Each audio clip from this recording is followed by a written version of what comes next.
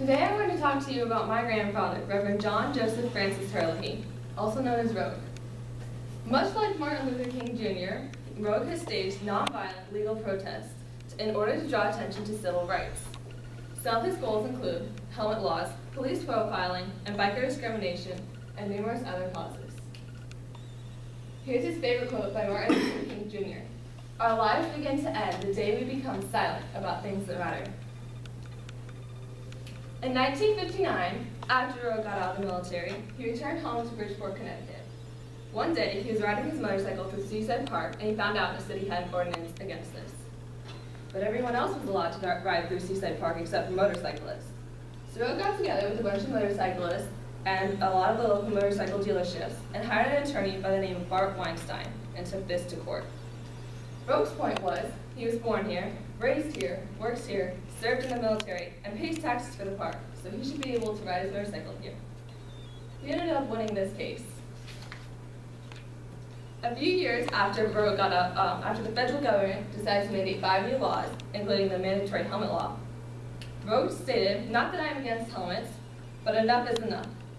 This just happened to be the proverbial straw that broke the camel's back. It could have been anything, it just happened to be the helmet law." My grandfather is a pretty smart man.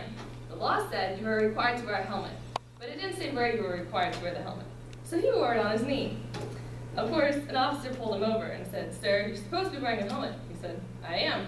He said, "You're supposed to be wearing it on your head." "Where in the law does it say that?" So he got a ticket. He went to court.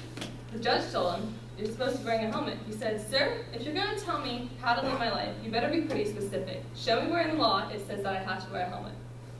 Of course, the judge ended up calling the police and telling them you can't give out tickets for helmets in Bridgeport anymore. In the meantime, he went to the legislature and put in a bill to repeal the helmet law.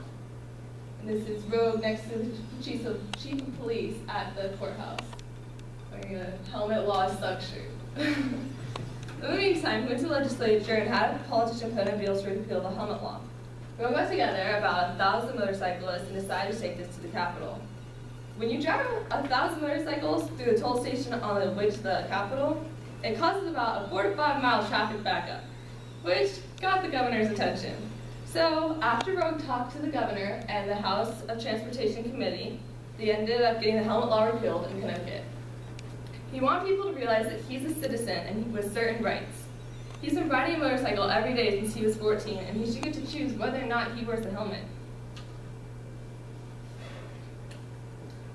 Rogue is also,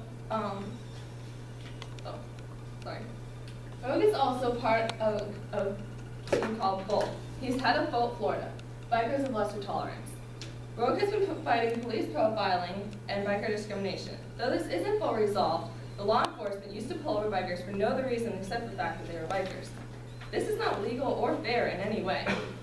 Biker civil disobedience is misunderstood often because of people who take advantage of it. Most people think that bikers are dirty, mean, awful people, but most bikers are actually pretty great people. Some of them, including Rogue, participate in events like the Toy Run, where they will go into stores, buy toys for kids and lesser families, and dress up as Santa and take them toys for Christmas. Did I mention that Rogue got the opportunity to be one of the bodyguards for President Carter's sister, Gloria Carter's band?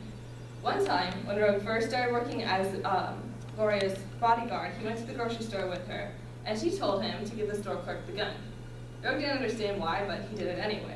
The store clerk started laughing and being stupid and going on and on about having his gun and what he would do with it. But what he didn't realize is my grandfather always had an extra gun in his back pocket. So he pulled out his gun and hit him right between the eyes with it. Gloria started laughing, and the man started yelling, "Stop, I'm a federal agent!" Well, Gloria said, "See, I told you he was a good bodyguard." Rogue became good friends with a lot of federal agents, but after hitting this one in the face, he didn't become too good friends for some reason. He said, "Maybe my methods are unorthodox, but very effective." If you're not getting the point of how important Rogue really is, let me clarify. The biker community would do absolutely anything for him. One time, when my father was a kid, he walked out of his 2-story house, got on the bus, and went to school. When my father got home from school that day, he walked into a 3-story house. Well, apparently, Rogue had told some of his friends that he wanted a 3-story house, so they built it all in one day for him. I'm sure Bro could tell you a bunch of other crazy stories that have happened in his life. Rogue has also done a lot of great things, such as removing the helmet law, fighting for biker rights, and fighting police profiling. He is honored for his dedication and impact on the biker community. On August 10th, 2005, he was inducted into the Motorcycle Freedom Fighters Hall of Fame. Here's a picture of him with my father at the Freedom Fighters Hall of Fame. He is also one of the few people given the title American Biker Legend. I'd like to say, overall, I believe my grandfather is a good man. I have always admired the fact that he has never given up on something he believes in. I hope you too will be inspired to never give up on your dreams.